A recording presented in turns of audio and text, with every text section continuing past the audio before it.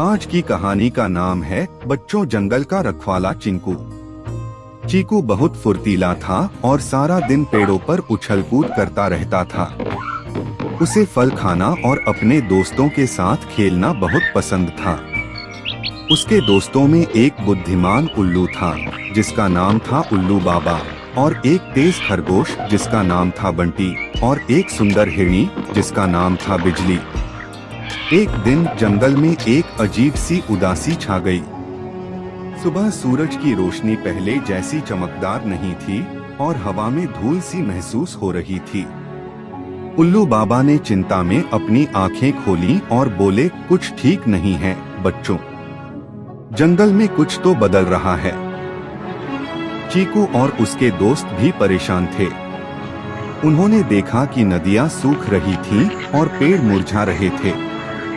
जानवरों को पीने के लिए पानी और खाने के लिए ताजे फल नहीं मिल रहे थे। जंगल के सबसे पुराने बरगद के पेड़ के नीचे सभी जानवर इकट्ठा हुए और उल्लू बाबा ने बताया, शहर से कुछ लोग आ रहे हैं। वे हमारे जंगल के पेड़ों को काटना चाहते हैं ताकि वे अपनी फैक्ट्रियां बना सकें। अगर ऐसा हुआ तो हमारा जंगल और हम सब खतरे में पड़ जाएंगे। चीकू को यह बात सुनकर बहुत गुस्सा आया। उसने अपनी मुट्ठी भींची और बोला, हम ऐसा नहीं होने देंगे। यह हमारा घर है और हम इसे बचाएंगे। चीकू ने फैसला किया कि वह जंगल को बचाएगा, लेकिन वह अकेला क्या कर सकता था। उल्लू बाबा ने उसे समझाया, ताकत अकेले में नहीं, एकता में होती है। चीकू, तुम्हें सभी जानवरों को इकट्ठा करना होगा और उन्हें समझाना होगा कि अगर हम एकजुट नहीं हुए तो हम सब कुछ खो देंगे। चीकू ने यह बात दिल में बिठा ली। वह तुरंत बंटी खरगोश और बिजली हिरनी के साथ जंगल के दूसरे हिस्सों में गया जहां वे रहते थे। उसने शेरों से, हाथियों से, भालुओं से और यहाँ तक कि छोटे छोटे कीड़े मकोड़ों से भी बात की। शुरुआत में कुछ जानवर डरे हुए थे और उन्हें लगा कि वे इंसानों का मुकाबला नहीं कर सकते, लेकिन चीकू ने उन्हें समझाया, अगर हम अपने घर के लिए नहीं लड़ेंगे तो कौन लड़ेगा। हम सब मिलकर एक बड़ी ताकत हैं। हमारी आवाज भले ही छोटी लगे, लेकिन जब हम सब मिलकर बोलेंगे तो वह बहुत ऊंची सुनाई देगी।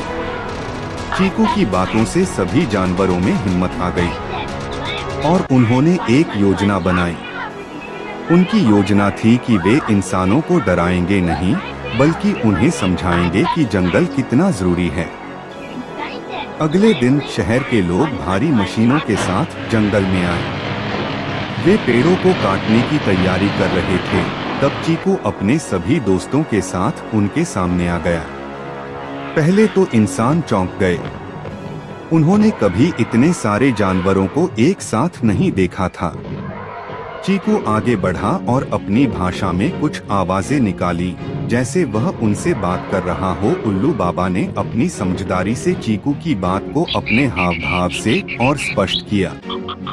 हाथियों ने जमीन पर पैर पटके, शेरों ने धीमी दहाड़ लगाई और बंदरों ने पेड़ों पर उछल कूद करके शोर मचाया, लेकिन वे किसी को नुकसान नहीं पहुंचा रहे थे। वे बस यह दिखाना चाहते थे कि यह उनका घर है और वे इसे बचाना चाहते हैं। शहर के लोग यह सब देखकर हैरान रह गए। उनके मुखिया एक बुजुर्ग व्यक्ति थे जिनका नाम था मिस्टर शर्मा। उन्होंने देखा कि जानवर डराने के बजाय अपनी बात कहने की कोशिश कर रहे थे। मिस्टर शर्मा को यह देखकर कुछ महसूस हुआ। उन्होंने अपनी मशीनों को रोकने का आदेश दिया। चीकू और उसके दोस्त शांत हो गए। मिस्टर शर्मा जानवरों के पास आए और उन्होंने देखा कि जंगल कितना सुंदर और हरा भरा था। उन्हें एहसास हुआ कि वे कितनी बड़ी गलती करने जा रहे थे। बाद में उन्होंने जानवरों से माफी मांगी। मिस्टर शर्मा ने शहर वापस जाकर सभी को बताया कि जंगल को काटना कितना गलत होगा। उन्होंने समझाया कि जंगल हमारे लिए कितनी जरूरी है। वह हमें ऑक्सीजन देता है और पानी के स्रोत बनाए रखता है और अनगिनत जानवरों का घर है। शहर के लोग भी यह बात समझ गए। उन्होंने फैसला किया कि वे जंगल को नहीं काटेंगे बल्कि उसकी रक्षा करेंगे। उल्लू बाबा और चीकू ने मिलकर इंसानों के साथ जंगल को फिर से हरा भरा करने का काम शुरू किया। और शहर के बच्चों ने भी जंगल में पौधे लगाए और जानवरों की देखभाल की। चीकू अब सिर्फ नटखट बंदर नहीं था बल्कि जंगल का रखवाला चीकू बन गया था। उसने अपने दोस्तों के साथ मिलकर यह साबित कर दिया कि एकता, बहादुरी और समझदारी से हम बड़ी से बड़ी मुश्किल का सामना कर सकते हैं। जंगल फिर से खुशियों से भर गया।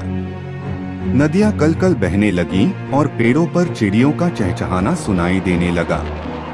चीकू और उसके दोस्त हर शाम एक साथ खेलते और हमेशा याद रखते कि उन्होंने अपने घर को कैसे बचाया था। इस कहानी से बच्चों को यह सीखने को मिलता है कि एकता में शक्ति और जब हम सब मिलकर काम करते हैं तो हम कुछ भी कर सकते हैं। और पर्यावरण का महत्व, जंगल और प्रकृति हमारे लिए बहुत जरूरी हैं। हमें उनकी रक्षा करनी चाहिए। सही काम करने के लिए कभी कभी हिम्मत दिखानी पड़ती है।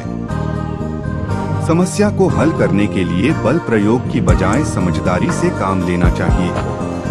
और यहाँ पे इंसानों ने जानवरों की बात समझी और अपनी गलती सुधारी। यह कहानी बच्चों को प्रकृति से प्यार करना और मिलकर काम करने की प्रेरणा देती है।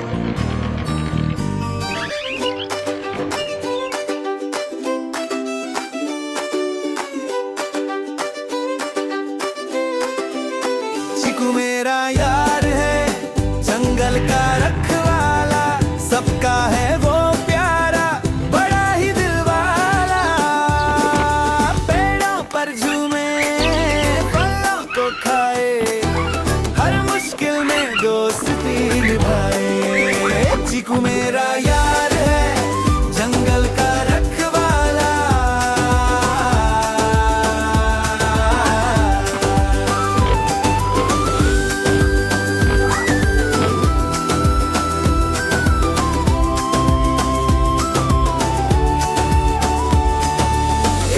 जंगल में उदासी छाई, नदियां सूखी, हवा थी परछाई। बुरे लोग आए पेड़ काटने को, सोचा ना किसी ने जंगल बचाने को। चीकू ने देखा, मन में थी आग, कहा ना होने दूंगा ये जंगल मेरा बाग।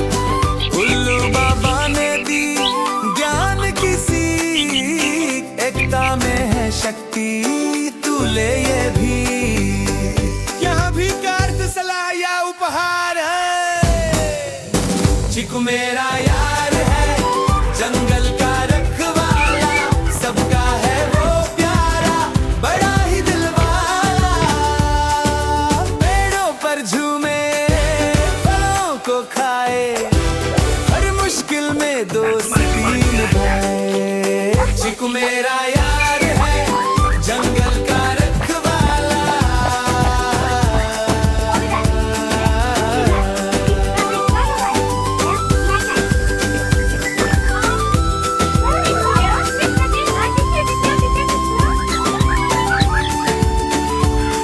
सब जानवर आए चीकू के साथ, इंसानों को समझाया, थाम लिया।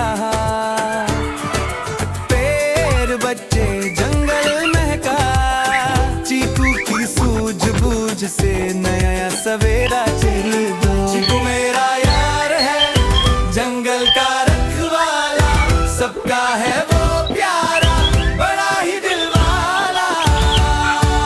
पेड़ों पर झूमे, फलों को खाए, हर मुश्किल में दोस्ती निभाए। चीकू मेरा यार